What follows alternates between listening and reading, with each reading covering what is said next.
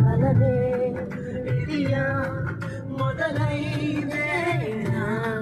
మాటే వినదే ప్రేమాయే నా ప్రాణం తీస్తావు నిన్నే తలచే వరకు ప్రేమాయే నా వెంటే ఉంటావు నీనా మారే వరకు అటు మౌనల్ని భాషైతే చిరునవ్వే కవితవుతుందే నీ కళ కావ్యాలే చదివేయమన్నదే నీ వలనే